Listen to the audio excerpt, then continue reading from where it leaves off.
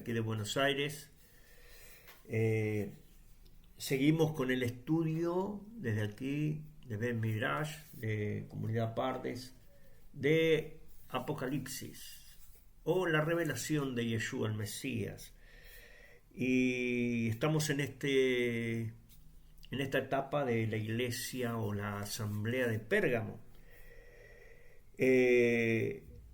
Pérgamo, como las demás iglesias que pasaron en el capítulo 2 de Apocalipsis, estamos con el código de la letra Bet, la dualidad, la letra Bet, el 2. Entonces, todo el capítulo 2 nos va a hablar con este código de la letra Bet. La iglesia de Pérgamo es la que está casada con el poder, y ahora vamos a desarrollar ese tema. Hemos visto ya la iglesia de Éfeso, la iglesia de Esmirna y ahora Pérgamo.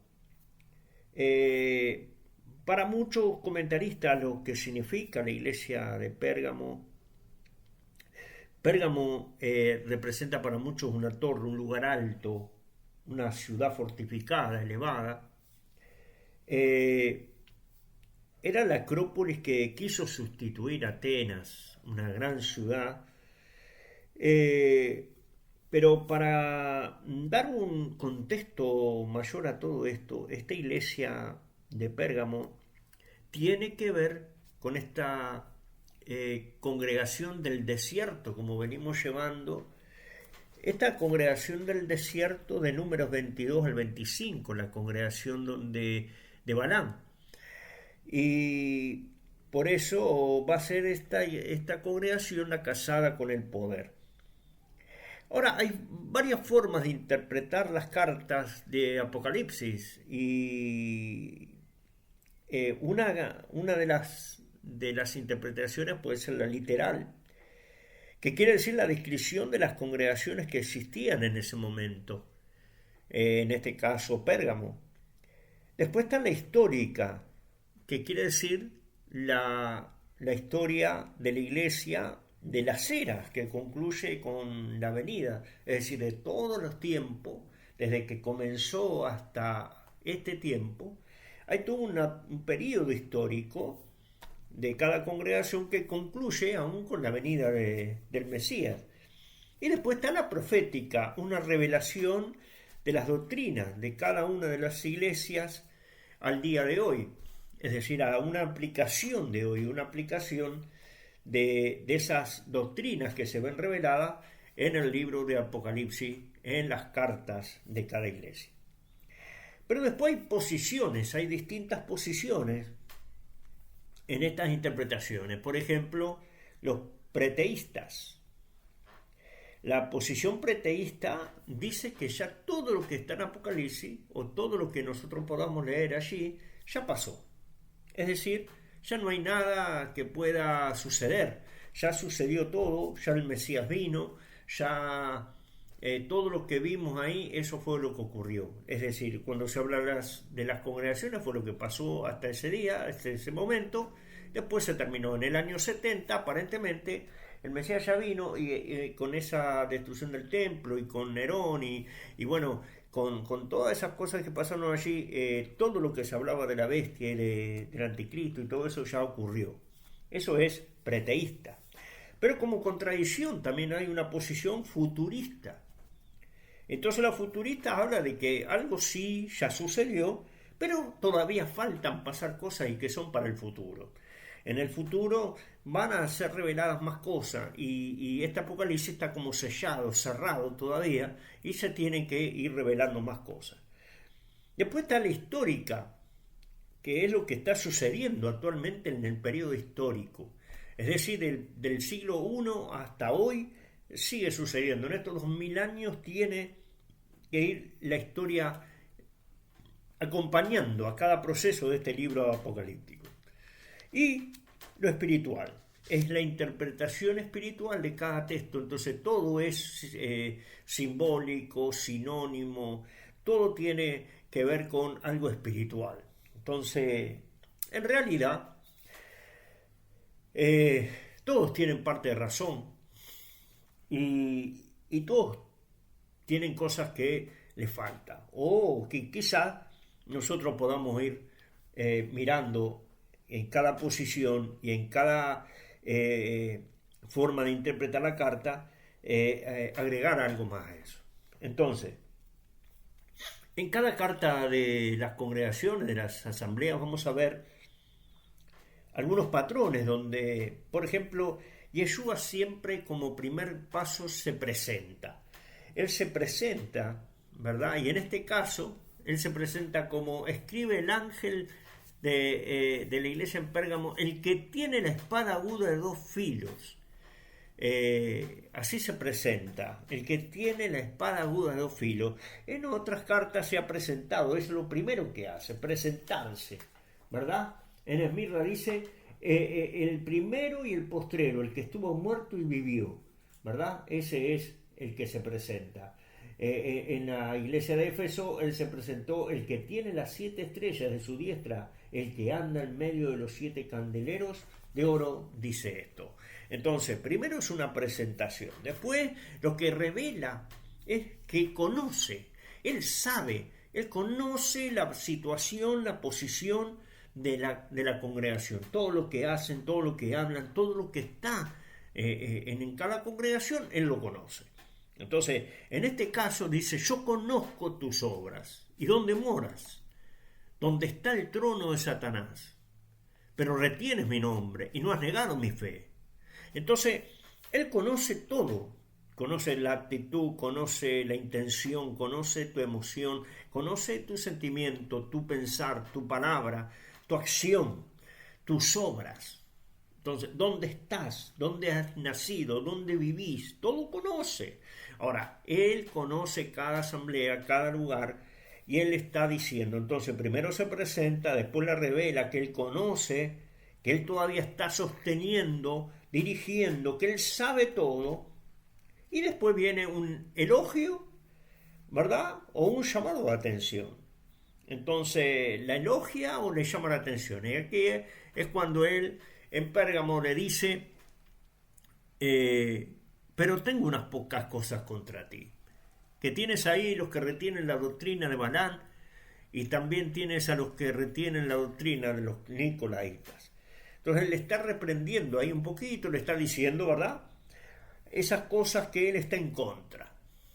Pero tengo unas pocas cosas contra ti. Y esto es una manera de presentar, ¿verdad? Se presenta y lo ha hecho con todas las asambleas, con todas las iglesias. Se presenta, conoce, elogia o le llama la atención, ¿verdad? Ese tengo contra ti, y después le dice conviértete, arrepiéntete. Por ejemplo, en Éfeso, arrepiéntete y de dónde has caído. Fíjate. Y en este caso, también en Pérgamo él le va a decir, ¿verdad? Mira, por tanto arrepiéntete, pues si no vendré a ti pronto y pelearé contra ellos con la espada de mi boca. Como se presentó, se presenta como el que tiene la espada aguda de dos filos y entonces dice, conviértete, arrepiéntete, porque si no vendré y pelearé contra ellos, ¿verdad? Y con la espada de dos filos. Entonces ese arrepentir y después termina con el oye. El que tiene oídos, oiga. Oye y le habla directamente después a los vencedores. El que venciere, tengo contra ti. El que venciere y haga ese arrepentimiento, esa conversión, el que venciere tendrá una recompensa. En todas las cartas, todo este patrón se manifiesta, es continuo. Entonces,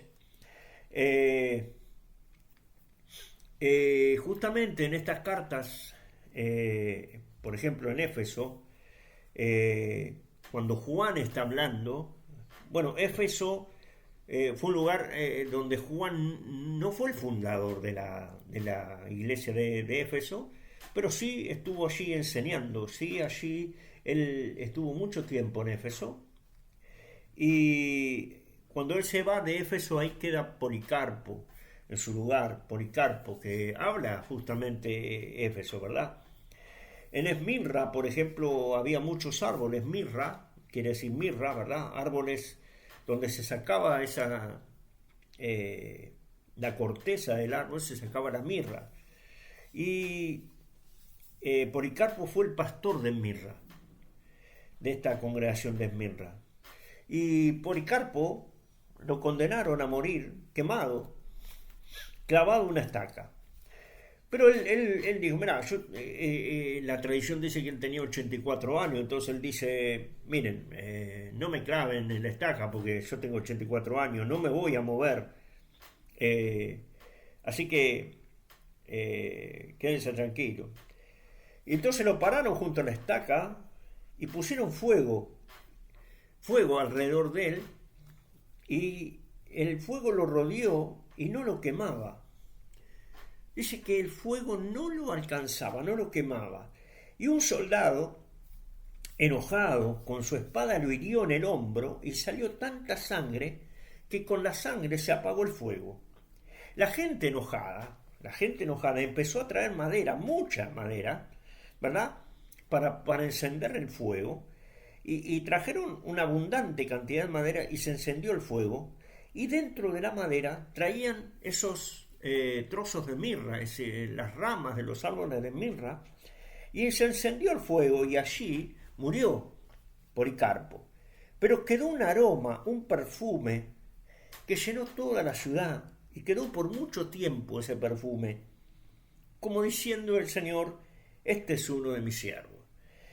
Y esto es lo que ha pasado, que muchas veces esas persecuciones y esas muertes, esos martirios, ¿verdad? Han hecho multiplicar, es decir, no a veces son esas las voluntades de Dios, ¿verdad? Este hombre murió. Y hoy vamos a ver la historia también de este hombre que es Antipas. Pero eso, llegado al punto, lo vamos a tocar. Pérgamo, tiene el nombre, ¿verdad? A más que sea ciudad o fortificada, elevada, que es lo que significa Pergamón del griego. Pérgamo viene de pergamino, porque justamente en la congregación de Pérgamo, en la asamblea de Pérgamo, o la ciudad de Pérgamo, mejor dicho, ¿verdad? Era conocida porque allí se hacían los papiros, los rollos del papiro. El papiro es un papel especial que salía de una corteza de los árboles también. Y había una de las bibliotecas, la segunda biblioteca más importante. Era más grande, con 250.000 pergaminos. Justamente más grande que la de Alejandría. La primera, la más grande, era la de Alejandría, ¿verdad? La biblioteca más importante que después fue quemada, incendiada. Y Pérgamo tenía la segunda biblioteca más grande de papiro. Y también justamente había comenzado el códice, es decir, que se empezaban a coser las hojas de los libros. Entonces era conocida porque tenía justamente el papiro, por eso Pérgamo. Ahora, que se presenta, dice el que tiene la espada de dos filos. Se presenta aquí con la espada de dos filos, el que tiene la espada aguda de dos filos. Y eso es una representación de la Torá viva, que separa lo santo de lo profano, como dice Hebreos 4:12. Contraparte, dice, el trono de Satanás. Porque ¿qué es lo que dice lo de Pérgamo? Dice, ahí lo vamos a leer ahí. Dice, escribe el ángel de la iglesia en Pérgamo, el que tiene la espada aguda de dos filos, dice esto: yo conozco tus obras y donde mora Satanás, donde está el trono de Satanás.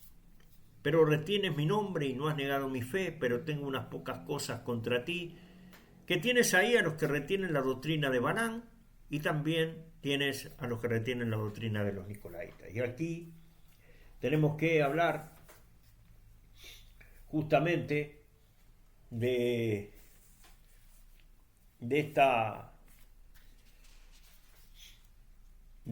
congregación que tiene que ver con el trono de Satanás. Y acá tenemos que ser claros, porque el trono de Satanás, el por qué se le llama así en Pérgamo, porque en Pérgamo existía lo que es el llamado altar de Zeus, un gigantesco un gigantesco altar en la Acrópolis, hoy reconstruido en un museo de Berlín. Zeus, Baal del mundo griego, un falso padre celestial. Este altar fue un lugar de holocausto humanos y animales, pero también allí estaba Asclepio, el dios serpiente, el símbolo de la sanidad. Tenía un templo donde las personas dormían en el suelo y serpientes sagradas se arrastraban para sanar. Representa a la serpiente antigua del Edén, disfrazada de curación. También existía el culto al César.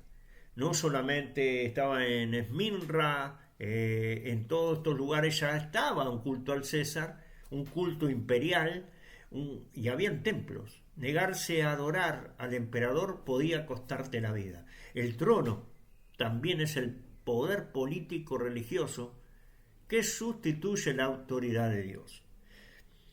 En un nivel Sod, el trono de Satanás, cuando el altar de la serpiente, del falso padre y del poder político se fusionan, en el desierto esto equivalía a aceptar la sugerencia de Balaam, unir el culto de Yuhei Bajei con el poder de Baal Peor. Y esto es esta mezcla que es lo que Yeshua le está poniendo la atención. Dice, ahí tienes la doctrina de Balaam. Balaam no pudo maldecir a Israel porque Dios había bendecido, pero aconsejó a Balac a sedúcelos con las hijas de Moab. Introdúcelos en banquetes idolátricos. Número 25 del versículo 31, ¿verdad? Del capítulo 25 al capítulo 31, versículo 16. Resultado de toda esta mezcla y de todo esto que había pasado, tener este control de Balaam, era el resultado: 24.000 israelitas murieron por la plaga del juicio. Entonces, la doctrina de Balaam es igual al camino de la mezcla. Mezclar lo santo con lo profano, usar la seducción sexual y espiritual como arma, quitar la espada de la Torá para adormecer el discernimiento. En la iglesia significa aceptar el compromiso con el mundo, justificar la idolatría cultural y el libertinaje moral en nombre de la tolerancia. Esto es un ejemplo diario de lo que pasa en muchas de las congregaciones, muchas de las iglesias en el mundo. Pero también estaban los nicolaitas, ¿verdad? Los nicolaitas, nombre significa Nico, dominar, conquistar, más Laos, pueblo. Los que dominan al pueblo. Probablemente una secta que enseñaba licencia sexual e idolatría, igual que Balaam. Esto ya lo hablamos en la clase pasada, hablamos mucho de los nicolaitas. La conexión es Balaam en hebreo, Balaam, devorar al pueblo. Era el devorador del pueblo. Es un juego de palabras. Balaam en hebreo y nicolaitas en griego expresan lo mismo: devoradores del pueblo, usurpadores, dominadores del pueblo. En un Sod podemos decir que representan a ese liderazgo corrupto que utiliza la gracia como excusa para el libertinaje, como dice Judas 1:4. manipulando al pueblo y llevándolo a idolatría disfrazada de espiritualidad. Entonces, esto es muy importante que nosotros en Pérgamo estamos asociando esta congregación de Balaam en el desierto. El Israel que encontró a Balaam allí. Entonces, el Israel del desierto igual a Pérgamo, en Shittim, Israel estaba a pocos pasos de entrar a la tierra prometida. Y Hasatán sabía que no podía destruirlos con maldición, pero sí corromperlos con mezcla. Es decir, este ego que se va a levantar en un nivel sot, el ego que se levanta contra Israel. Así también Pérgamo representa al pueblo en una etapa de transición y conquista espiritual. Pero es vulnerable a esa seducción. Entonces, cada vez que el pueblo de Dios está en frontera de herencia o revelación, aparece el Balaam espiritual para aconsejar al enemigo. Es decir, nos va a hacer, si vos querés elevar el nivel de conciencia a un nivel espiritual mayor, entonces tu Hasatán va a crecer también y es un nivel de Hasatán, de ego, mucho mayor también. Entonces, introduce mezcla, seducción y control religioso. Ahora, la espada de dos filos, dice. Por eso Yeshua se presenta aquí como el que tiene la espada aguda de dos filos, la Torah viva, que separa lo santo de lo profano, contraparte del trono de Satanás, porque solo la palabra pura puede destruir el altar de la mezcla. Como Pinjas, que tomó la lanza y detuvo la plaga. Números 25, del 7 y el 8. Versículo. Yeshua viene con la espada para cortar la mezcla. Es decir, acá tenemos una asociación y Yeshua es como que está poniendo, ojo, ahí está volviendo Balaam. No hay nada nuevo debajo del sol. Va a ocurrir otra vez las mismas cosas y está diciendo, bueno, ahora tengo que actuar de la misma manera. Agarraré la espada de dos filos y pelearé contra ellos. Ahora vamos a llegar hasta ahí. Promesa, ¿verdad? Que él va a ser a los vencedores. Y al que venciere, daré a comer del maná escondido y le daré una piedrecita blanca. Maná escondido y piedrecita blanca. Eso lo vamos a ir tocando también. Entonces, la iglesia de Pérgamo representa el pueblo en frontera de herencia, pero tentado por el trono de Satanás, mezclado de poder político, religioso e idolátrico, la doctrina de Balaam, que es la seducción y la corrupción desde adentro, y los nicolaitas, el liderazgo que devora al pueblo. El secreto es que cada generación del pueblo de Dios se enfrenta este mismo patrón cuando está por entrar a un nivel mayor de herencia. Aparece la oferta de mezclar, corromper o ceder. La única victoria está en la espada de Yeshua, Torah viva, que guarda la pureza y recibir el maná escondido. Satanás era el trono a Zeus, ¿verdad?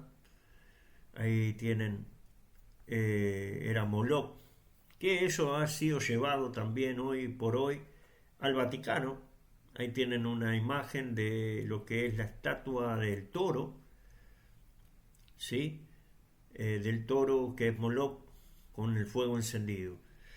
Y en este tiempo, esta mezcla, es que todo esto viene de esta iglesia, es del año, Esmirna viene del año 100 al 313, y allí comienza Pérgamo desde el 313, Pérgamo un templo, un altar, pero en el 313 va a haber un cambio total. Se le estaba persiguiendo, ¿verdad? A la iglesia, se estaban matando mucha gente. Diocleciano era el peor de todos y él mandaba tirar a los cristianos, a los creyentes en el Coliseo con los leones, que fueran matados allí. Él hacía un espectáculo, un show con eso. Entonces aparece Constantino, en el cual su mamá era una creyente. Y Constantino, en el edicto de Milán, proclama la libertad a la gente y se terminó de perseguir. Se terminó la persecución contra los creyentes. Constantino ve una cruz, esto lo cuenta, ¿verdad?, la tradición conocida, ve una cruz y esa voz que le dice, con esta cruz vas a conquistar. Entonces él entendió que a través de la cruz, a través de Cristo para él, a través del Mesías, él iba a conquistar. Entonces la religión, él toma esa bandera, esa cruz, esa insignia. Entonces él dice que la religión oficial va a ser el cristianismo.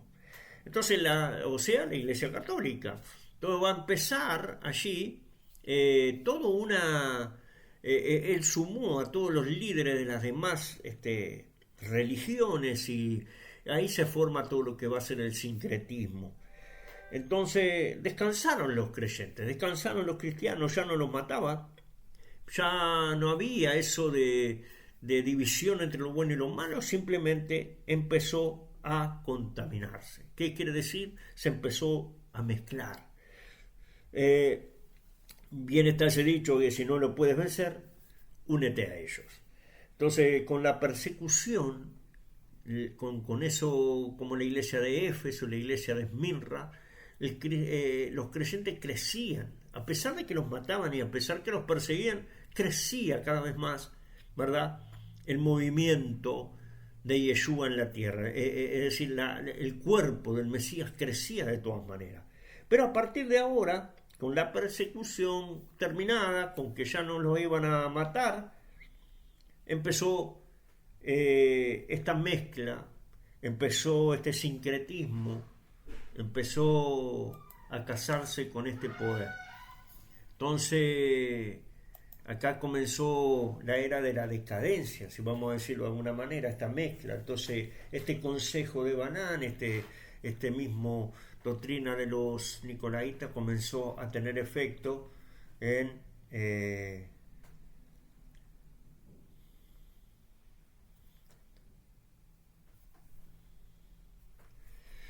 entonces la iglesia de Pérgamo adopta el consejo de Banán. Parece el mismo consejo de Banán había surgido en la iglesia de Pérgamo. No conocemos ningún detalle en lo que respecta a la iglesia individual, sin embargo, lo más importante fue cómo afectó a la iglesia en la era de Pérgamo, desde el 313 al 529 después de la era común. Allí encontramos el espíritu de Balaam manifestándose en la historia de la iglesia. Durante el periodo de persecución de Esmirna, Roma trató de maldecir a la iglesia, pero solo creció más rápido. Así que se tomó una táctica diferente. Roma, es decir, Constantino, bendijo la iglesia, pero hubo líderes eclesiásticos de mentalidad carnal que se propusieron unirse con los paganos en el intento de convertirlo a la religión cristiana. De esta manera repitieron la historia de Balaam, pero en lugar de que los paganos se convirtieran al Mesías, la religión cristiana comenzó a adoptar dioses paganos y sus prácticas. Los templos paganos se convirtieron en iglesias cristianas, los dioses paganos recibieron los nombres de santos cristianos, las estatuas paganas fueron renombradas y las fiestas paganas fueron cristianizadas. Las estatuas de Perséfone fueron adoptadas como representaciones de María. Bajo Constantino y sus sucesores era políticamente ventajoso ser cristiano, y convertirse en obispo en las grandes ciudades significaba tener un gran poder y riqueza. Pronto hombres ambiciosos fueron atraídos al ministerio por motivos equivocados. La enseñanza o consejo de Balaam tuvo éxito en seducir a la iglesia para que abandonara la palabra del Señor. Los líderes cristianos se volvieron cada vez más carnales a lo largo de los siglos y la idolatría echó raíces firmes, disfrazada de imágenes de Mashiach o el Cristo, María y los santos. El consejo de Balaam era inducir a los hombres israelitas a tener un comportamiento inmoral con las mujeres madianitas si tan solo se inclinaban ante Baal peor. La táctica funcionó bien, pero 24.000 israelitas murieron por la peste. Números 25:9. cuando Dios juzgó a la nación. El matrimonio con el paganismo, por eso esta iglesia de Pérgamo le hemos puesto nosotros que es casada con el poder. La época de Moisés se repitió en la época de la iglesia de Pérgamo. Esto respalda la opinión de que Pérgamo tiene que ver con gramo, matrimonio. Se prueba por el resultado de la profecía misma, es decir, casada con el poder. Bien, ante este contexto de mezcla, el que tiene la espada aguda de 2 filos dice esto, Apocalipsis 2:12. Para entender lo que Yeshua le revela a Juan, hay que ir primero al contexto bíblico y luego al sod cabalístico. En el nivel Peshat, para decirlo literal, la espada representa juicio y autoridad. En la época romana, la espada de 2 filos era el símbolo del poder judicial supremo, el que podía dar vida o muerte. Yeshua se presenta entonces como el verdadero juez, no César ni Zeus, que es el lugar del trono de Hasatán allí en Pérgamo. No es ni el César ni Zeus, es Yeshua que se presenta como el verdadero juez, aquel que tiene la espada de 2 filos verdaderamente. Entonces, en un nivel alegórico, Hebreos 4:12 nos dice que la palabra de Dios es viva y eficaz y más cortante que toda espada de 2 filos. En hebreo, Debar, Elohim, la palabra es la Torá viva. El filo doble representa el poder de la Torá escrita, Torá Sheviktah, y la Torá oral, espiritual, Torá Shebealpé. Es decir, la espada sale de la boca porque la palabra es su arma, ¿verdad? Él cuando se encuentra con Hasatán en el desierto, Yeshua usa la palabra, ¿verdad? Y le cita la palabra. Y con eso vence, ¿verdad? A este Hasatán que es el ego mismo. En el nivel Derash, para decirlo midrashico de alguna manera, los sabios dicen que la espada simboliza la lengua divina, que puede bendecir o destruir. En el Midrash de Teilín 57:5, por ejemplo, dice que en Apocalipsis 1:16, Yeshua aparece como la espada saliendo de su boca. Es la Lashon Sheldin, la lengua del juicio, pero también la Lashon Shel Rahamim, la lengua de misericordia. Así, el doble filo representa 2 dimensiones del juicio divino: el Din, que es juicio y severidad, y el Gesed, misericordia y gracia. El Sod, la espada aguda, es la unión de los 2 filos del árbol de la vida, la izquierda, Din, y la derecha, Gesed, equilibradas en la columna central de Tiferet, el Mesías. Yeshua se muestra como esa espada viva que equilibra la justicia y la compasión. Entonces, en el nivel Sol, la espada de 2 filos representa la Torá de fuego que separa luz de tiniebla, un eco del relámpago giratorio que custodiaba el árbol de la vida en Génesis o en Bereshit 3:24. Y puso querubines y una espada encendida que se revolvía por todos lados. Esa espada giratoria, ¿verdad? Dice, es la misma energía que corta lo profano, que impide entrar al gran Edén con mezcla. En Apocalipsis, Yeshua se muestra como el que porta esa espada de Edén, es decir, el camino de regreso al árbol de la vida pasa por su boca, por su palabra. Entonces, acá el pasaje dice, yo conozco tus obras y dónde moras, dónde está el trono de Satanás. Históricamente el trono de Satanás era el altar de Zeus en Pérgamo, un gigantesco trono de piedra. Pero en el nivel cabalístico y profético hay más. Entonces, en el plano histórico y espiritual, Zeus era llamado Zeus Sotar, Zeus Salvador, una blasfemia directa contra el verdadero Yeshua HaMashiach, el Salvador verdadero. El altar estaba coronado con relieves de serpientes y toros, símbolo de la adoración al poder carnal y terrenal. En el espíritu, ese altar era un portal energético, una imitación del trono divino, pero invertido. El trono de Satanás es el reflejo caído del trono de Dios, es decir, la manipulación de la gloria para recibir adoración humana. Esto tiene que ver con dioses falsos, con, ¿verdad?, esa religión falsa. En el plano más secreto, en el Sod mismo, el trono de Satanás es el trono de la Sitra Hará, el lado oscuro. Según el Zohar, tomo 1, 27b, cuando el hombre mezcla lo santo y lo profano, da energía a la clipá, esa corteza, y el trono de la santidad, el Kiseh Hakabot, se oscurece. Así, el trono de Satanás se levanta en el corazón, donde el trono de Dios debería estar, cuando la sabiduría divina es corrompida por la serpiente, Asclepio, ¿verdad? Esa estatua de Asclepio que tiene que ver con la mitología griega, romana, todo ese sincretismo. La fe se sustituye por el poder humano del César, ¿verdad?, de los emperadores, ¿verdad?, ese culto imperial, y la adoración se mezcla con el deseo carnal de Baal Peor, esa adoración a Zeus y todo ese dios falso.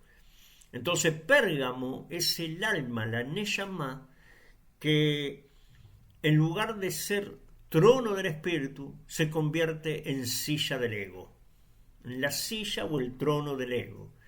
En la revelación de Juan, Yeshua le muestra a Juan que en Pérgamo y espiritualmente en toda generación hay dos tronos enfrentados. Están enfrentados esos dos tronos. El trono del Cordero, luz central de Tiferet, emanación del equilibrio divino, y el trono de la serpiente, sostenido por la mezcla de Balán y Nicolaitas. Por eso, la espada aguda sale de la boca de Yeshua para separar los dos tronos dentro del corazón humano, discernir entre lo santo y lo profano, entre la Torá y la tradición de hombre. La intención de Yeshua con Juan, ¿verdad?, en esencia es: Juan, diles a mi pueblo que no pueden reinar conmigo si toleran un altar mezclado dentro de su alma. Estoy viniendo con la espada de fuego que separa la Torá verdadera de la falsificación, el espíritu de la carne, la santidad de la idolatría.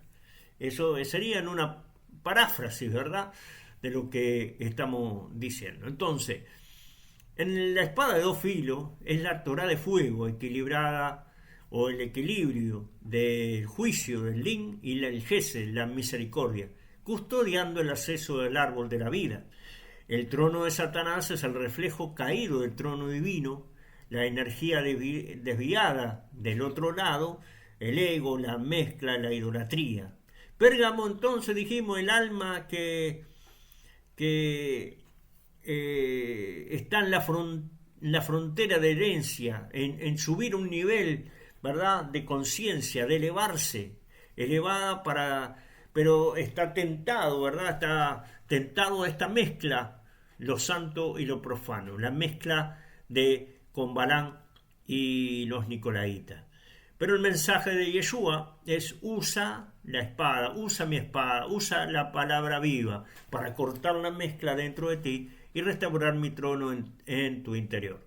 Esto es lo que aquí este pasaje está relatando en Pérgamo. Números 25, del 6 al 13, nos relata ahí: y aquí un varón de Israel vino y trajo una madianita a sus hermanos, y lo vio Pinjas, hijo de Eleazar, hijo de Aarón, y se levantó de en medio de la congregación y tomó la lanza en su mano, y fue tras el varón de Israel a la tienda, y los atravesó, y cesó la mortandad de Israel.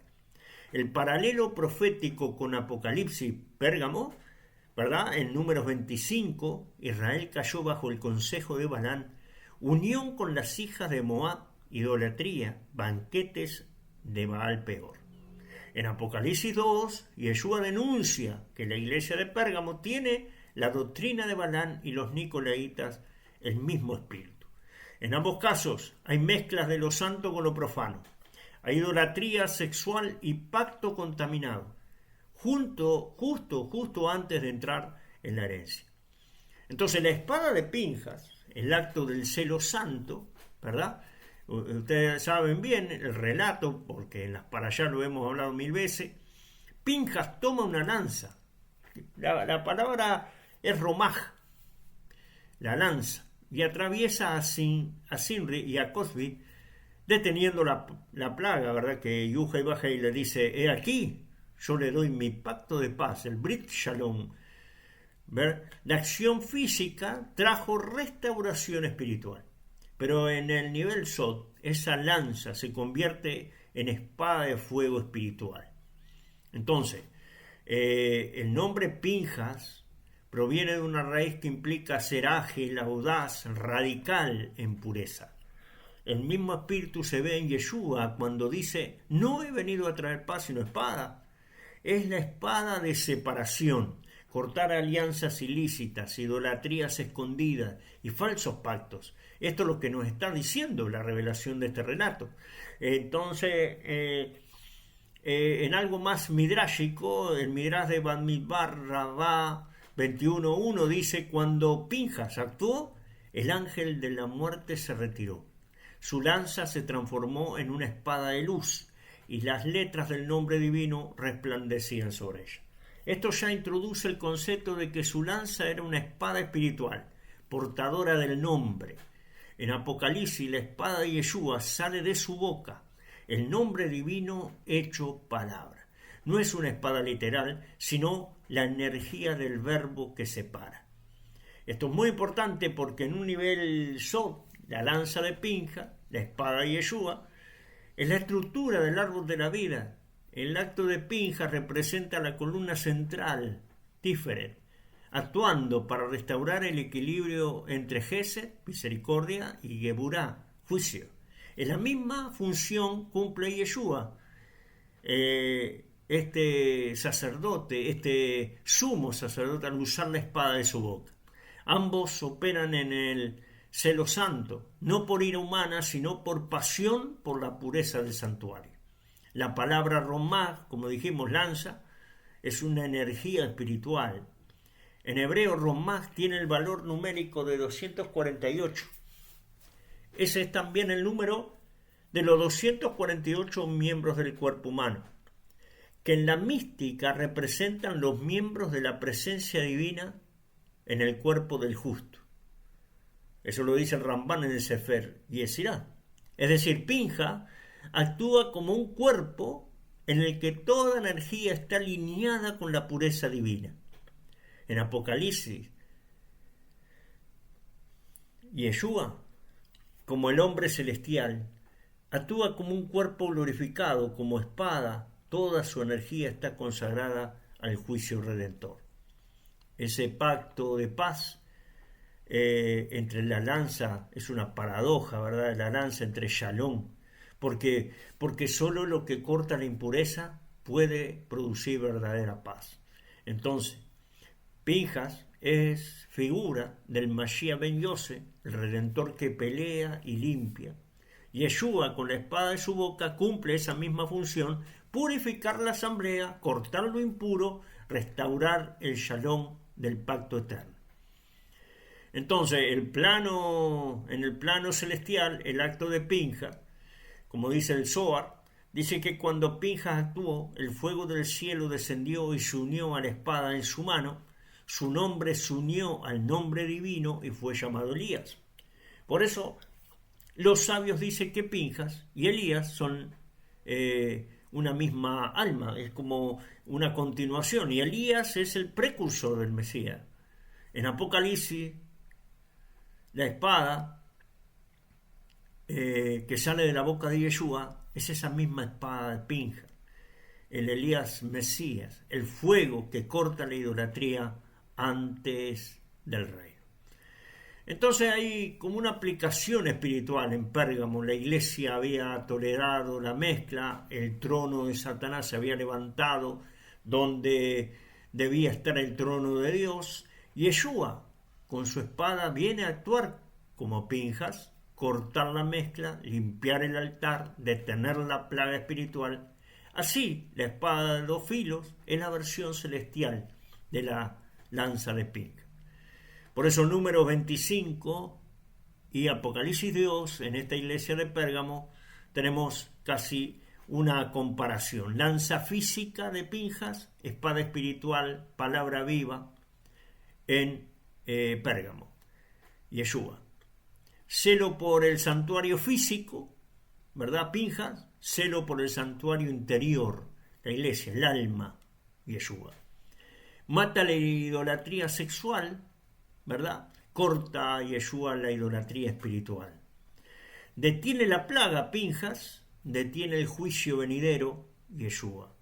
Recibe Pinjas el Brit Shalom, el pacto de paz, da el Shalom a los vencedores, Yeshua. Entonces, la espada de dos filos y la lanza de Pinjas son una misma energía, por eso hacemos esa comparación de la congregación del desierto en el tiempo de Balaam y en Apocalipsis con la iglesia de Pérgamo. Y el fuego del celo santo y la palabra que corta para sanar, la fuerza que separa para reconciliar, Yeshua la revela en Juan que así como Pinjas detuvo la plaga en el campamento, Yeshua con la espada de su boca, con la espada de doble filo en su boca, detendrá la corrupción dentro del pueblo, dentro de la congregación. No viene a destruir, sino a purificar, a restaurar la paz, ¿verdad? El shalom, el pacto contigo. Entonces, ahí dice, retienes mi nombre. Ante toda esta situación, ante todo ese contexto, él le dice a Pérgamo, retienes mi nombre y no has negado mi fe. Aún en los días en que Antipas, mi testigo fiel, fue muerto entre vosotros, donde mora Satanás. Y esto es todo un tema. En el nivel literal, Yeshua reconoce que los creyentes de Pérgamo se mantuvieron fieles a su nombre, ¿verdad? A la emuná, a la fe, a la confianza, aún viviendo en un ambiente hostil, centro de cultos imperiales y templos paganos. Pérgamo, era la capital religiosa, como ya hemos dicho, del culto a Zeus y al emperador. Y había un altar gigantesco, como ya dijimos, que hoy hay una réplica en Berlín, ¿verdad? En un museo, que era literalmente llamado el trono de Zeus. Y Yeshua lo llama el trono de Satanás, porque allí el hombre adoraba el poder político como Dios. Ahora, veamos el trono de Satanás. Y Satanás, la palabra, ¿verdad?, es adversario, ¿verdad? Es el contrincante. No se está tratando aparentemente de alguien tan personal. Entonces, ¿quién es Satanás? Es el contrincante, el adversario, aquel que se opone a Dios, aquel que se está oponiendo a nosotros. Entonces, por más allá de eso, él está hablando de una batalla espiritual interior, ¿verdad? De algo que se te está oponiendo para que vos te eleves del nivel espiritual a un nivel de conciencia. Entonces, en esta insinuación, en la traducción hebrea, el nombre no es solo una palabra, es la presencia, el ADN divino. Cuando Yeshua dice, retienes mi nombre, está diciendo, has conservado la chispa de mi identidad dentro de ti. El nombre Hashem representa la conexión. Entonces, retener el nombre en el Sod equivale a no romper el canal entre Yesod, el fundamento, y Malhut, la manifestación. Entonces, ahí tenemos entre Yesod, el fundamento, y Malhut, la manifestación, ¿verdad? Eso es, no romper ese canal es retener el nombre. Significa que el flujo de vida divina sigue circulando aunque el entorno, todo el contexto del entorno esté contaminado. Vamos a profundizar un poco eso. Entonces, retienes mi nombre, guardar el Shen Ameforesh. En la tradición de los Kohanim, el nombre inefable Yud-Hei-Vah-Hei era pronunciado solo en el templo. Cuando el templo fue destruido, el nombre fue ocultado. Sin embargo, los justos siguen reteniendo el nombre en su interior como el fuego en el corazón. En Pérgamo, el mundo exterior rendía culto al César, pero los fieles mantenían vivo el Shen verdadero, el nombre de Yeshua, el nombre de Yud-Hei-Vah-Hei revelado en carne.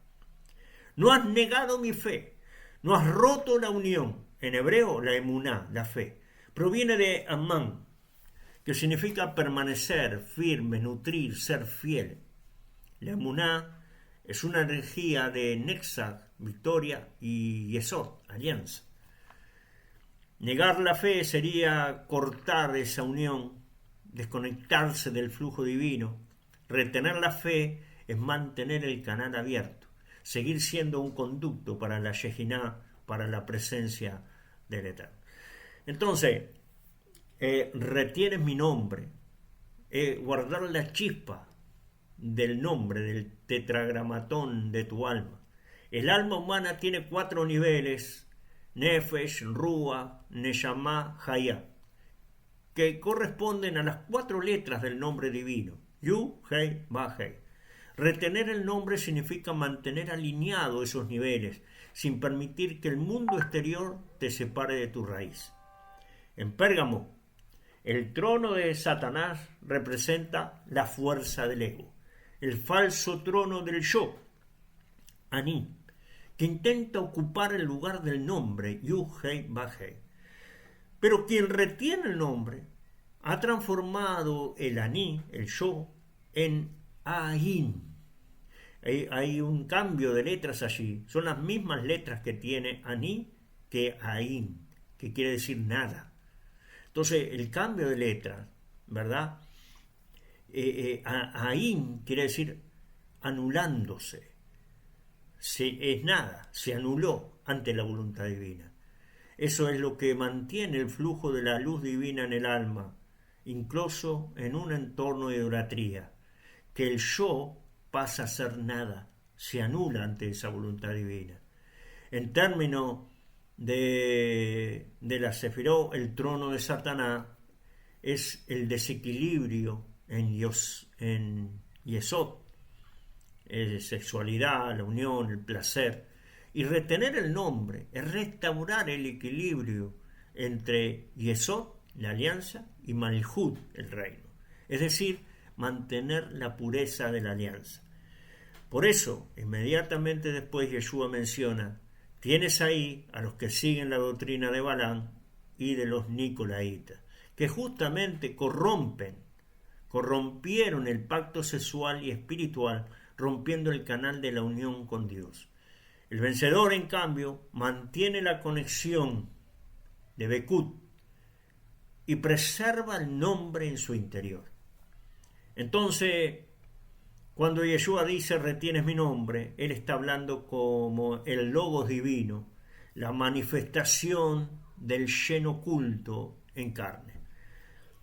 Retener su nombre implica entonces guardar su identidad dentro de la propia alma, no permitir que el mundo ni la religión institucional representada por Pérgamo roben esa chispa, seguir siendo un reflejo viviente del nombre, un microtemplo que porta el sonido divino del Al-Estab, el principio y el fin.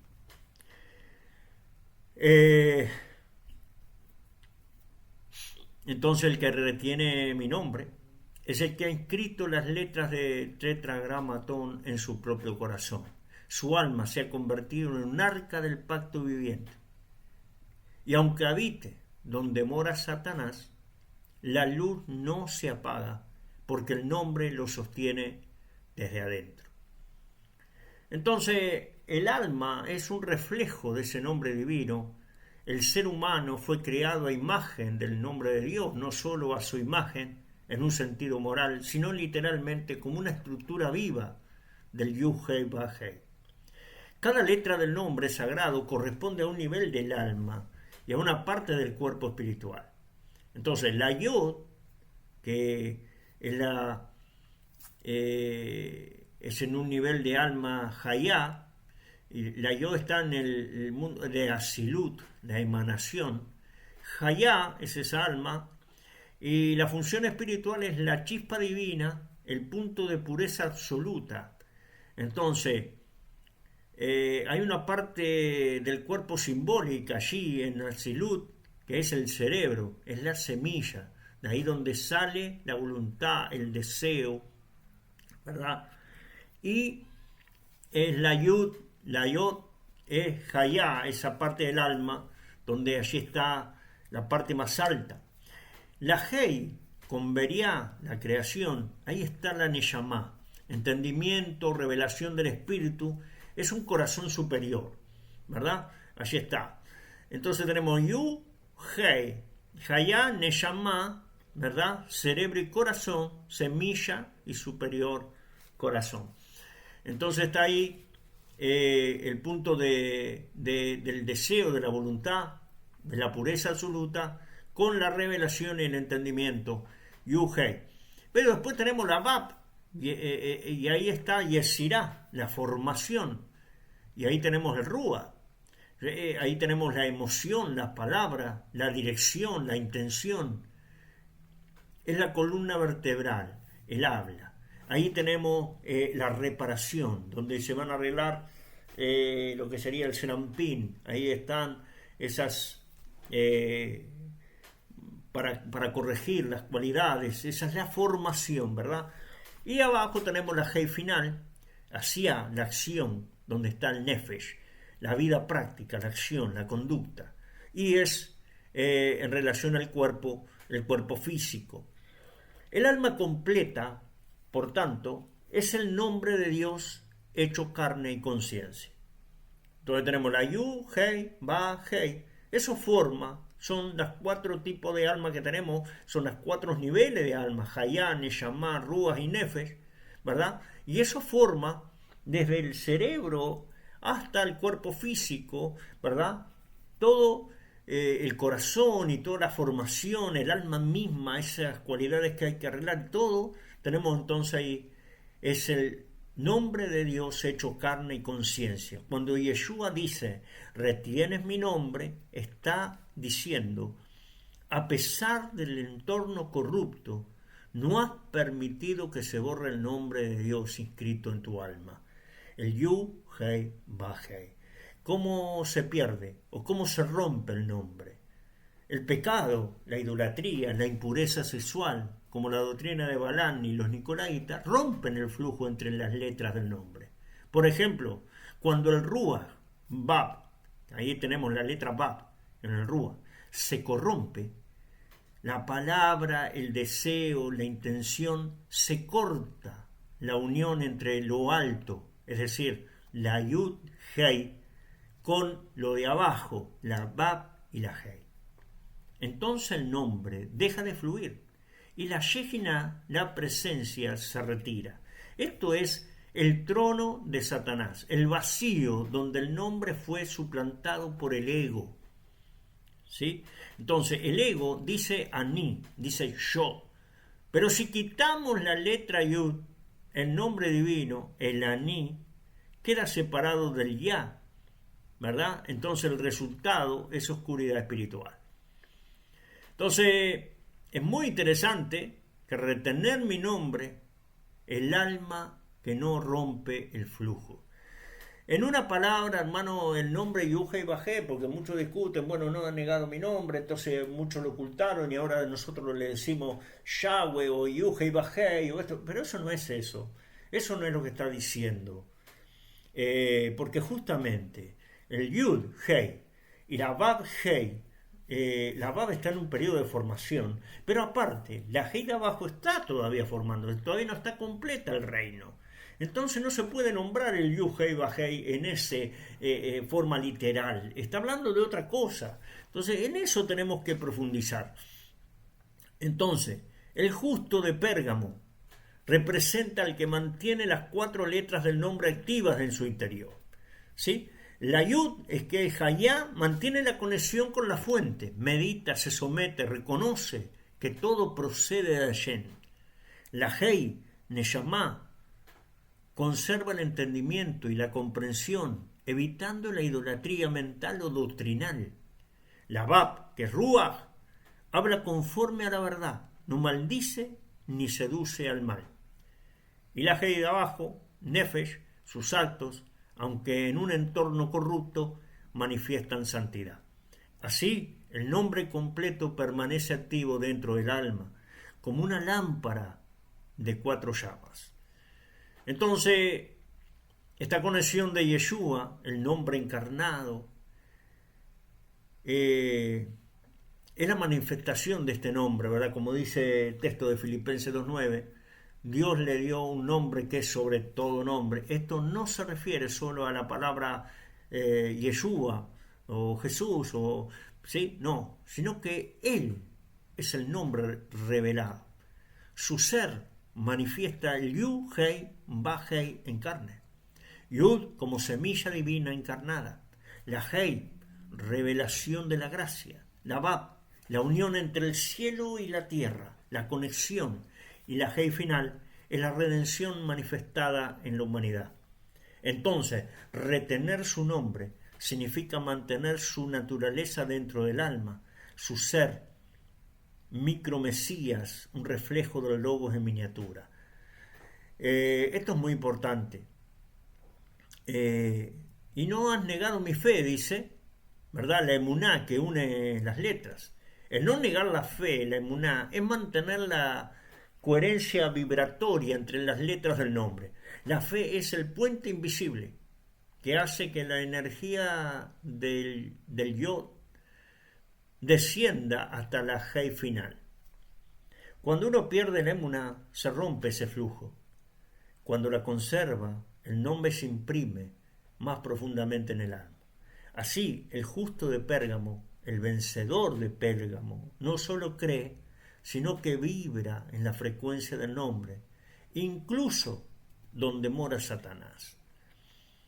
Este misterio, ¿verdad?, de Pérgamo, de este mensaje que Yeshua le está dando a Pérgamo, nos revelan varias cosas. Después vamos a hacer, con esto del nombre, cuando terminamos, vamos a recorrer cada una de las congregaciones como Éfeso, Esmirna, según la Sefirá y el mensaje que tiene, la clave y su nivel de alma y todo eso. Bueno, lo vamos a ir haciendo. Vamos a seguir con este mensaje. Entonces, no has negado mi fe, has retenido el nombre, ¿verdad? Y esto es muy importante, hermano, porque el nombre representa la identidad divina dentro del hombre, ¿verdad? Lo que estábamos hablando. Y la fe representa la conexión viva con esa identidad. Entonces, es un circuito completo del flujo divino desde Hayá, ¿verdad? Desde Asilut hasta Malhut. Entonces, el trono de Satanás y el conflicto interior es el contexto espiritual de lo que está hablando en Pérgamo. El trono de Satanás en Pérgamo puede verse como una representación simbólica del corazón dividido. La ciudad de Pérgamo tenía templos de Zeus, Dionisio, de Asclepio, el dios serpiente, todo símbolo de poderes que imitan o distorsionan la divinidad. Desde la visión secreta, desde la visión Sod, esto refleja las fuerzas de Clipá, la cáscara o envoltura que rodean la luz interior. El discípulo está rodeado de imágenes de poder, de placer y curación, de Zeus, Dionisio, Asclepio, pero debe conservar el Shem verdadero dentro de sí, el nombre verdadero. Y Yeshua reconoce esa lucha. Sé dónde moras, dice. Es decir, sé que habitas entre las fuerzas de la ilusión, entre las fuerzas del mal, del ego, pero retienes mi nombre, mantienes viva la conexión, mesiánica en medio del exilio. Entonces, la aplicación, el alma de Pérgamo. Pérgamo representa el Israel en el exilio romano y también al creyente actuar rodeado por la cultura del sistema, retener el nombre y mantener la conciencia de Yeshua dentro del alma cuando todo alrededor niega su Torá. Así como el Cohen mantenía el fuego perpetuo en el altar del Mizcán, los discípulos de Pérgamo mantenían el fuego interior del nombre. Su mérito fue ser guardianes del fuego. Pero tendremos que pasar directamente a lo que él está hablando ahora, antes que eso, ¿verdad? Que es de este Antipas, mi testigo fiel. Esto es muy importante porque acá nos va a hablar de este que nos pone como un ejemplo. Dice Apocalipsis 2:13, yo conozco tu obra y donde habitas, donde está el trono de Satanás, pero retienes mi nombre y no has negado mi fe, ni aun en los días en que Antipas, mi testigo fiel, fue muerto entre vosotros, donde mora Satanás. ¿Quién es Antipas? ¿Qué significa literalmente e históricamente? El nombre Antipas en griego significa contra todos. Anti, contra, paz, todos. Antipas es contra todos. Era, según los historiadores primitivos, como por ejemplo Simeón Metafrastes, un discípulo de Juan y obispo de Pérgamo, Antipas, martirizado durante el reinado de Domiciano, finales del siglo I. Fue ejecutado dentro de un toro de bronce incandescente. Sobre esa figura de Zeus, un toro, símbolo del sacrificio pagano a Zeus, en el mismo lugar donde se encontraba el altar principal de la ciudad. Se le ponía fuego a un toro, se le calentaba el toro, tenía una puerta y ahí adentro de ese toro, que era hueco, se ponía a la persona y era todo de bronce. Entonces se le ponía fuego y ese bronce iba calentando y la persona, imagínate, iba sintiendo el fuego, el calor y cómo ese bronce te quemaba. Imagínate lo que era esa muerte. Entonces, por ejemplo, Eusebio de Cesarea lo menciona como un mártir que resistió los decretos imperiales y no ofreció incienso al César. Históricamente, Antipas fue una figura real, pero proféticamente, Yeshua lo usa como un arquetipo del justo, de un sadik que sostiene el nombre en medio del fuego del sistema. Antipas, el justo que resiste al sistema. El nombre Antipas ya revela su esencia espiritual. Es aquel que permanece contra todos. Es decir, contra la corriente de la idolatría, contra la corriente de la mezcla, la seducción y el poder del trono de Satanás. En la tradición hebrea, esto recuerda a Hanó, a Enoch, a Noaj o a Elías, justos que caminaron en contra de su generación corrupta. Antipas es entonces el sadik de su generación en Pérgamo. Cuando el texto dice Antipas, mi testigo fiel, la expresión testigo fiel es exactamente la misma que se usa en Apocalipsis 1:5 para describir a Yeshua mismo, Yeshua HaMashiach, el testigo fiel, el primogénito de los muertos. Esto es muy revelador, ya que Antipas es un reflejo del Mashiach dentro del sistema romano. Representa la extensión del testimonio de Yeshua en medio del fuego del altar de Zeus, el fuego de la opresión religiosa, política y espiritual. El sadik del Yesod, en un nivel Sod, tenemos Antipas como el Sadik del Yesod. El Sadik, el justo, está asociado a la Sefirá de Yesod, que es llamado el fundamento, el canal por el cual fluye la energía divina al mundo. En el Proverbios 10, 25, el justo, el Sadik, es el fundamento, el Yesod, del mundo. Por eso cuando Yeshua menciona a Antipas en el contexto del trono de Satanás, nos está demostrando un contraste. El trono de Satanás, la falsificación del poder espiritual, versus el Yesod del Sadik, el canal puro del nombre divino. Satanás se sienta sobre un trono de mezcla y dominio.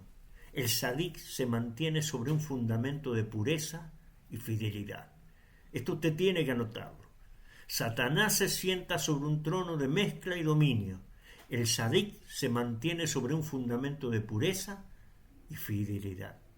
Antipas, el que está contra todos, él es la representación del Yesod purificado, que no se deja infiltrar por las clipot, por las cácaras del sistema. Por eso es llamado mi testigo fiel, el canal limpio donde la luz de Mashiach aún fluye.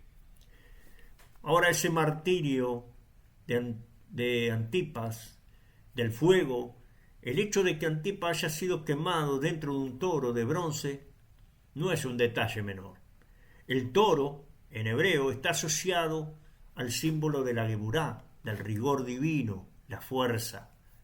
Y el fuego de bronce representa la purificación del Yesod a través de la prueba.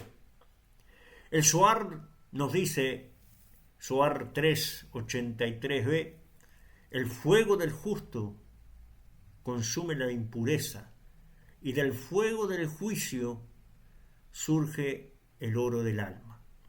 Así Antipas fue literalmente introducido en el fuego de la Geburá, pero en vez de ser destruido, su testimonio se convirtió en aroma de expiación, como el incienso verdadero que reemplazó el incienso falso del César. Antipas transformó el din, el juicio, en rajamín, en misericordia, convirtiéndose en canal del nombre en medio del juicio. Yeshua dijo, mi testigo fiel, la imagen del Mesías en miniatura. Lo que cada uno de los creyentes tiene que ser, una imitación de Yeshua, el título, mi testigo fiel, no solo honorífico, es una transferencia mesiánica, es decir, le transfiere Yeshua lo mismo que ser a este Antipas. Participa del mismo patrón que Yeshua. Y ahí tenemos, Yeshua, por ejemplo, fue rechazado por el sistema religioso y político. Antipas resiste el imperio romano y la idolatría. Yeshua, testigo fiel hasta la muerte. Antipas, un mártir, fiel entre el trono de Satanás. Yeshua, cordero sacrificado fuera del templo. Antipas, torsal quemado fuera del altar pagano. Yeshua venció al enemigo por la fidelidad. Antipas vence al sistema por el testimonio. Este paralelismo revela que el alma del Sadik se une al alma de Mashiach. Antipas representa al creyente que alcanza este grado, ser un canal vivo, el nombre en la tierra, aun cuando todos callan. Y él le dice, donde mora Satanás. ¿Qué quiere decir? El lugar de la prueba. Lugar, ¿verdad? El texto repite 2 veces, donde está el trono de Satanás y donde mora Satanás. Esta duplicación indica una dimensión física y espiritual. El lugar donde mora, Macom, se refiere al ámbito donde la Shejiná está ausente. En ese lugar no está la Shejiná. Ahí mora Satanás. Y donde el poder usurpador reina. El sistema religioso mezclado, político, sensual y de control. Sin embargo, Antipas se mantuvo como portador del nombre dentro de ese Macón, de ese lugar. Es decir, una chispa de la Shejinah dentro del dominio de las Klipot. Él representa a las almas que incluso en el exilio espiritual mantienen viva la presencia. Por eso Yeshua lo llama mi testigo. Antipas fue el testigo de la presencia, en el lugar donde la presencia parecía haber sido expulsada.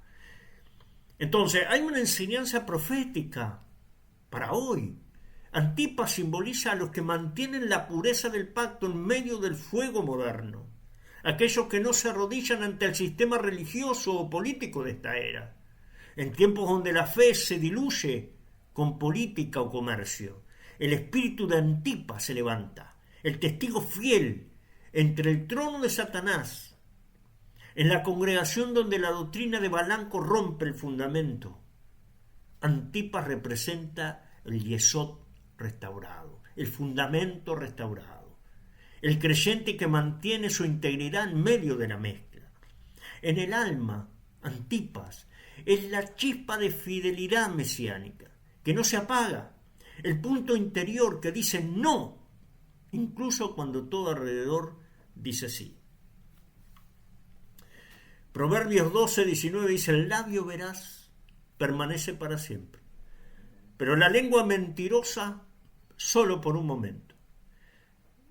El labio veraz es la voz del testigo fiel, y su constancia lo convierte en piedra blanca, en canal del maná oculto, en portador del nombre nuevo. Antipas representa el sadik oculto dentro del sistema del trono de Satanás. El justo que sostiene el flujo del nombre en medio del exilio espiritual. Su fuego no lo destruyó, lo transformó. Su nombre no significa contra el mundo, sino a favor del cielo, aunque el mundo se oponga. Antipas, mi testigo fiel, el mártir oculto del reino. Apocalipsis 2:13 dice: yo conozco tus obras y dónde moras, donde está el trono de Satanás, pero retienes mi nombre y no has negado mi fe, ni aun en los días en que Antipas, mi testigo fiel, fue muerto entre vosotros, donde mora Satanás. Históricamente Antipas fue un discípulo de Juan y la tradición lo describe como obispo de Pérgamo. Es impresionante este relato de Antipas. Pero tengo unas pocas cosas contra ti, que tienes ahí a los que retienen la doctrina de Balaam, que enseña a Balac a poner tropiezo ante los hijos de Israel y comer de cosas sacrificadas a los ídolos y a cometer fornicación.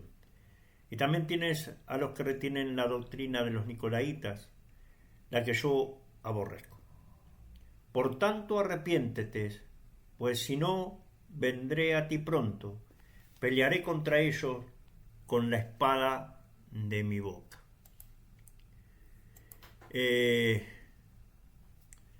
Pelearé contra ellos con la espada de mi boca. ¿Quiénes son ellos?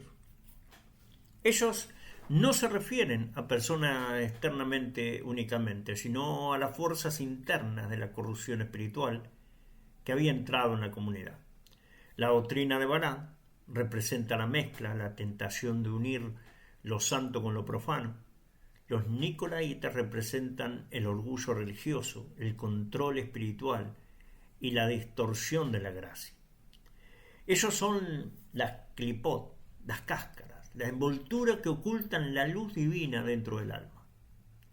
Y Yeshua dice que peleará contra ellas con la espada de su boca, porque su palabra, el dabar, es el fuego que separa la luz de la oscuridad dentro del alma, que separa la sabiduría de la ignorancia.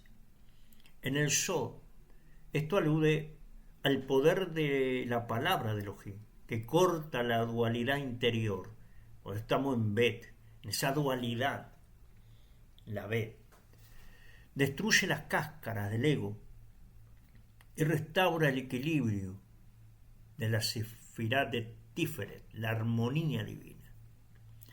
Dice que al que venciere le dará de comer del maná escondido. El maná era el pan celestial que sustenta a Israel en el desierto. Se decía que un vaso del maná fue guardado en el arca. Éxodo 16:33, Shemot. El maná escondido sería entonces la reserva celestial del sustento divino que no se echa a perder.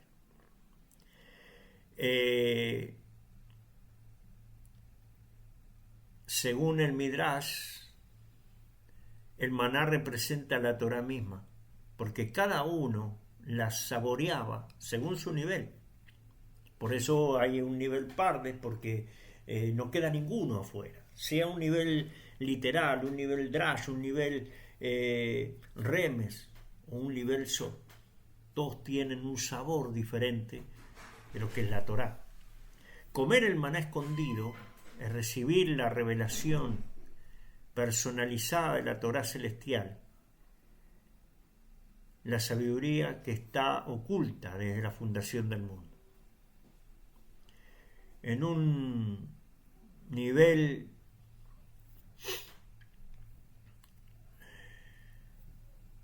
pero dice también, y les daré una piedrecita blanca, literalmente una piedra blanca de juicio o de aprobación. En el siglo I, una piedra blanca era el voto de absolución en un juicio. Negra, culpable; blanca, inocente. Era un token que daba acceso a un banquete o espectáculo. Así Yeshua entonces promete absolución, pureza al que venciere y acceso a la mesa del reino, a comer de ese maná escondido. Entonces, en hebreo, la piedra, Eben, compuesta de la letra Aleph, Bet, Ab, padre, más Bet y Nun, Ben, hijo. La piedrecita blanca representa la unión perfecta del Padre y el Hijo, la emanación pura de la luz divina sin mezcla. Que sea blanca, Labán, quiere decir en hebreo, raíz de Lebaná, de la luna, símbolo del alma que refleja la luz del sol, Yeshua. Recibir una piedra blanca es convertirse en recipiente limpio que refleja la luz del Mashiach sin distorsión. Entonces, dice que en la piedrecita blanca, un nombre nuevo escrito. Nombre nuevo representa la renovación del alma cuando asciende de un nivel superior de conciencia. Cada alma tiene un nombre de raíz en el mundo superior y al vencer sus pruebas revela su nombre celestial, su código de identidad divina. Por eso dice, el cual ninguno conoce sino aquel que lo recibe, porque ese nombre nuevo es la vibración única del alma redimida, la frecuencia exacta con la que el alma se conecta con el nombre del Eterno, en su nota dentro de la sinfonía divina. El nombre nuevo también alude al nombre glorificado de Yeshua, porque él tendrá también otro nombre nuevo, el nombre en que fue exaltado sobre todo nombre, que sólo aquellos en profunda comunión pueden portar dentro de sí. Así, quien vence, aquel que se arrepiente, que se convierte y vence, que no cede a la mezcla de Balán ni a la frialdad de los nicolaitas, se vuelve el portador del nombre. Un microtemplo del nombre revelado en la materia. Entonces,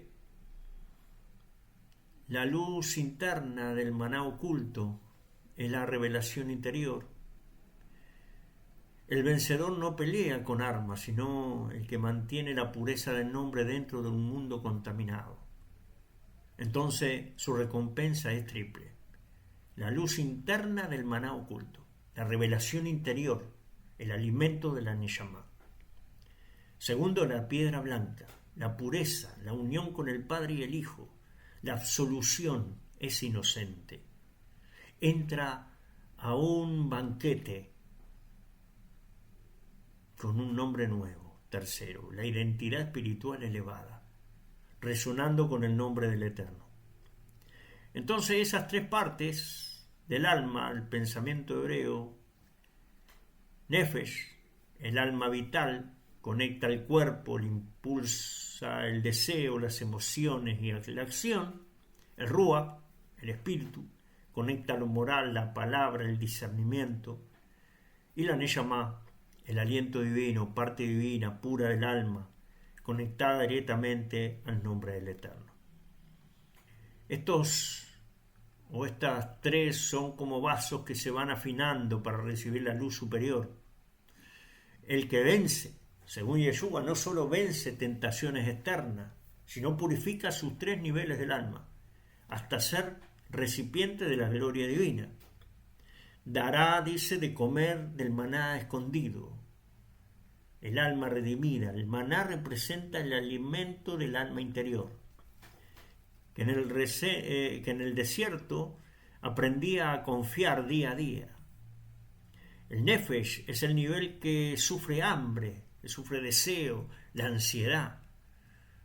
El maná celestial lo reeduca.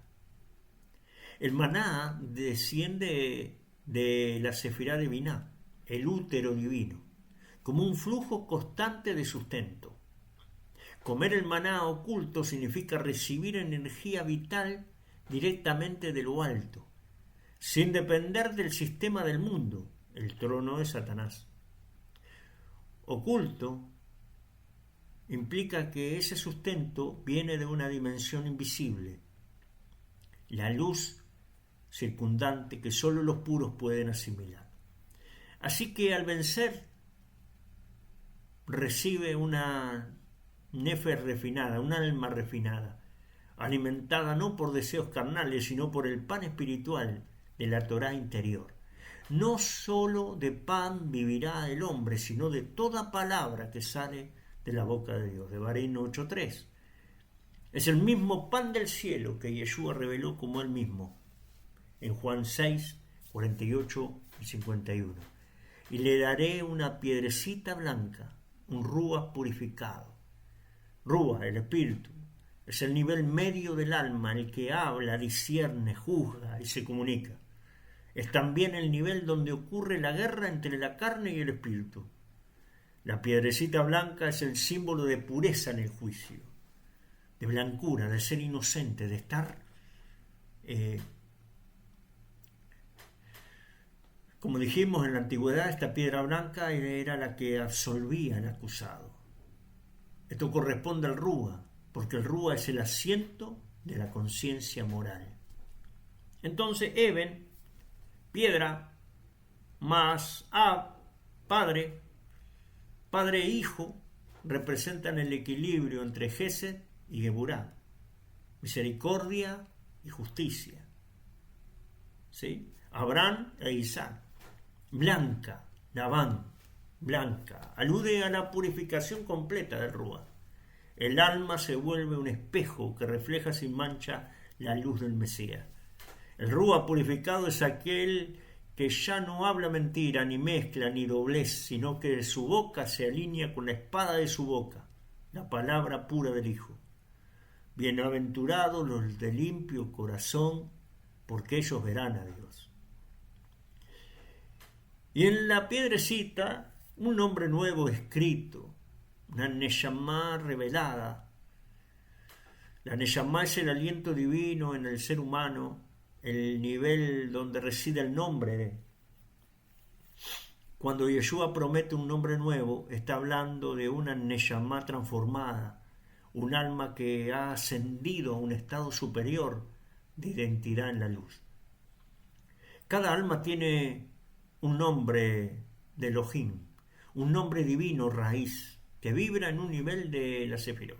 Al vencer las pruebas del ego, las clipó, ese nombre oculto se revela. El alma recuerda quién es realmente en la eternidad. El nombre nuevo es el Shen renovado por la unión con el Mashiach, una frecuencia divina que solo aquel que la recibe puede conocer porque pertenece a su propia chispa. Este es el secreto del nombre que solo él conoce. Apocalipsis 19:12. El código de resonancia del alma completamente fusionada con el nombre de Yud-Heh-Vah-Heh. Y escribiré sobre él el nombre de mi Dios y mi nombre nuevo. Eso está en Apocalipsis, que después lo veremos 3:12. Hay una recompensa entonces, maná escondido, piedra blanca, nombre nuevo, que tiene que ver con estos niveles de alma, que hay una sefirá asociada y la restauración espiritual. Entonces el maná escondido se limpia de la conciencia del mundo, Barán. Piedra blanca vence la corrupción religiosa de los nicolaitas y el nombre nuevo asciende a su identidad celestial en el Mesías. Así Yeshua no promete simplemente premio futuro, sino la completa restauración del mismo ser, el deseo, Nefesh, el carácter, Ruah, y de la identidad divina, la Neshama. El que vence se convierte en lo que el Talmud llama Ish Ha-Elohim, el hombre Dios, el ser humano que porta dentro de sí el nombre divino, el nombre oculto en las 4 letras del tetragramatón.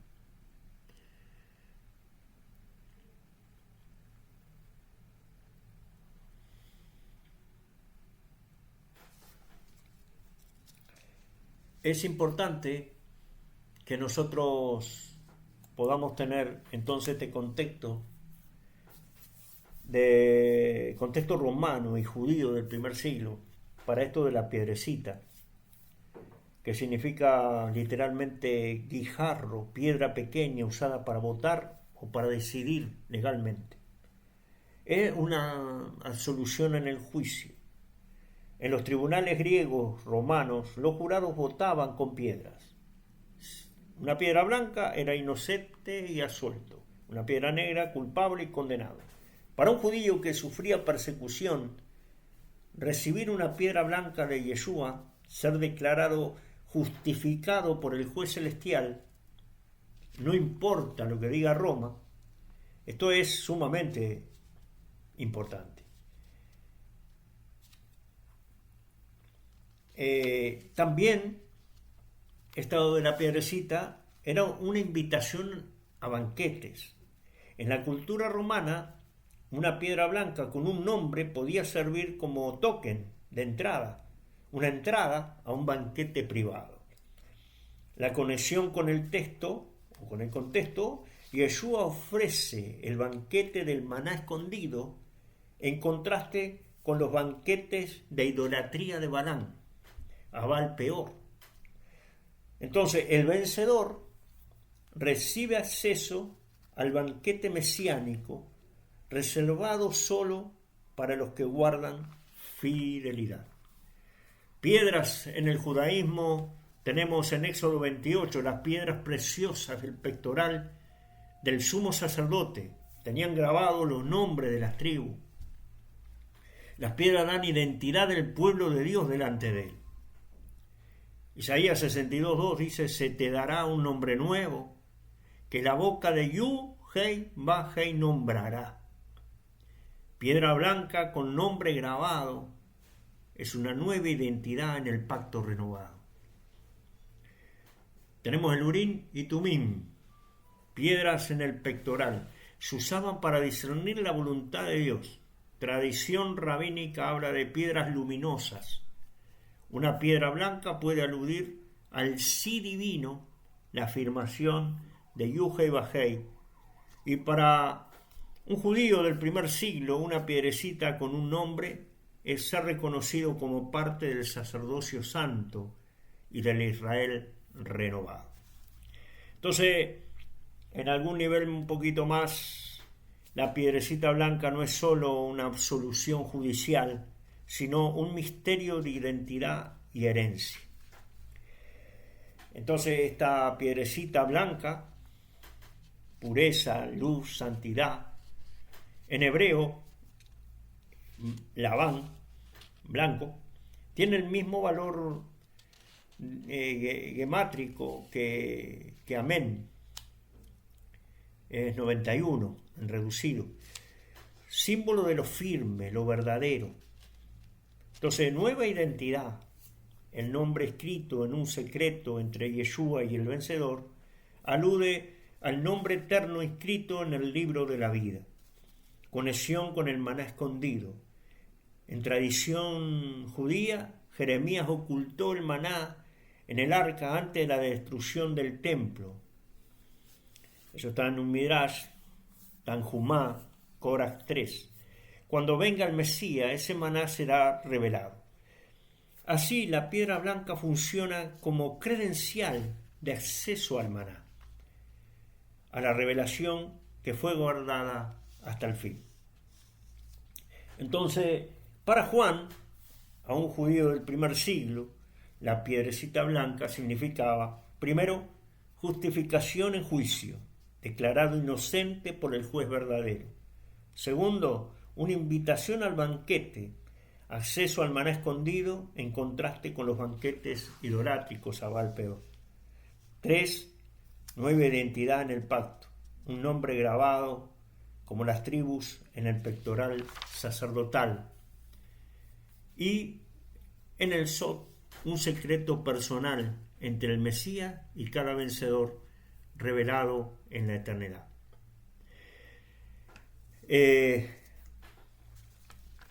La base bíblica para el maná escondido lo tenemos allí en Éxodo 16, del 32 al 34. Moisés ordena a Aarón guardar el homer de maná en un vaso de oro, colocarlo delante de Yuhei Bajei, para que se guarde por vuestras generaciones. Ese maná fue colocado en el arca del pacto junto con las tablas y la vara de Aarón, como dice Hebreos 9:4. El maná es pan celestial, eso lo tenemos en Salmo 78, 24 y 25, testimonio de que Dios alimenta a su pueblo en el desierto. La traducción o la tradición judía del maná oculto, como dijimos en Midrash Tanjumá, o también en el Talmud Shomá 52b, Jeremías antes de la destrucción del templo escondió el arca junto al maná en la vara de Aarón. Enseñanza es que cuando venga el Mesías, el maná será revelado de nuevo al pueblo como alimento. Así, para un judío del primer siglo, el maná escondido no era una metáfora, sino una esperanza mesiánica real. Entonces, la piedrecita blanca es un símbolo sacerdotal. El sumo sacerdote llevaba piedras como nombres grabados en el pectoral. Eso ya lo dijimos en Éxodo Shemos 28. La piedrecita blanca con nombre es una miniatura de esa función sacerdotal. Es como si Yeshua dijera: te reconozco como parte de mi sacerdocio eterno, grabado como piedra viva en mi pectoral. Entonces, la piedra blanca es un acceso al arca. Solo el sumo sacerdote entraba al lugar santísimo donde estaba el maná. La piedrecita blanca funciona como credencial de acceso a ese tesoro escondido. En otras palabras, el vencedor recibe autoridad sacerdotal para comer lo que estaba reservado. Entonces, la piedra blanca, como el Urín y Tumín, según algunos Midrash, El Urim y Tumim eran piedras que brillaban como respuesta de Dios. Una piedra blanca luminosa representa el sí de Dios, su aprobación y acceso a su secreto. La relación entre esto que estamos hablando en Pérgamo, mientras Balaam y los nicolaitas llevaban al pueblo a banquetes de idolatría, Yeshua da al vencedor un sí divino que le abre el banquete celestial. La blancura alude a la pureza, a la luz, la verdad. El nombre nuevo alude a la identidad redentiva, revelada solo en el Olam Abba, en el mundo venidero. Piedra más maná, dos elementos del lugar santísimo, las tablas de piedra y el maná en el arca. Es decir, el vencedor se convierte en un portador del arca, porque en él habita la Torá viva, la piedra y el pan celestial. Entonces Yeshua, la promesa dice, te daré parte en el secreto del arca, te haré portador de la Torá, del pan celestial, con un nombre oculto que solo yo y tú conocemos. Entonces esa piedrecita no es un premio simbólico suelto. Es la llave sacerdotal que abre el acceso al maná escondido. En la solución judicial eres inocente y la invitación al banquete mesiánico. Es el nombre nuevo grabado en el pectoral del Mesías, identidad eterna en el reino. Por eso Apocalipsis 2:17 conecta estos dos elementos, piedra blanca más maná escondido, herencia del lugar santísimo. En otras palabras, el vencedor se le revela el secreto del arca en el Mesías Yeshua. Hasta aquí entonces el estudio de Pérgamo. Hemos dado paso tras paso todo este estudio de Pérgamo. Continuaremos con Tiatira la clase que viene y tendremos más de lo que significa este libro de Apocalipsis, que es revelador, la revelación de Yeshua el Mesías. Que tengan una semana espléndida, una semana llena de bendición, que sigan profundizando, hay mucho más para hablar, hay mucho más para profundizar, que hagan su trabajo, especialmente aquellos que quieren justamente renovarse, subir a un nivel de conciencia espiritual, están en otro nivel de alma y, ojo, que tienen que saber, como estamos diciendo, que cuando tú quieres elevarte a un nivel espiritual mayor, mayor será tu hasatán, mayor será tu nivel de contrincante, y eso no es que está mal, eso está bueno, porque tenemos que también subir, y no estamos en desparejo, tenemos la Torá, que es lo que nos revela justamente la respuesta para ese hasatán. Así que les deseo toda la bendición para esta semana y que nos volvemos a encontrar en otro estudio que tendremos la iglesia de Sardi, la iglesia que ya comienza en el capítulo 3, en la letra Gimel. Esto después lo vamos a revelar cuando comenzamos esa letra, el capítulo 3. Vamos a dar una síntesis de lo que hemos dado en el Bet y empezaremos la letra Gimel. Es un abrazo para todos. Que el Eterno los bendiga y los guarde, que el Eterno haga brillar su presencia sobre ustedes y les sea clemente, que Él se vuelva hacia ustedes y les dé su paz. Amén.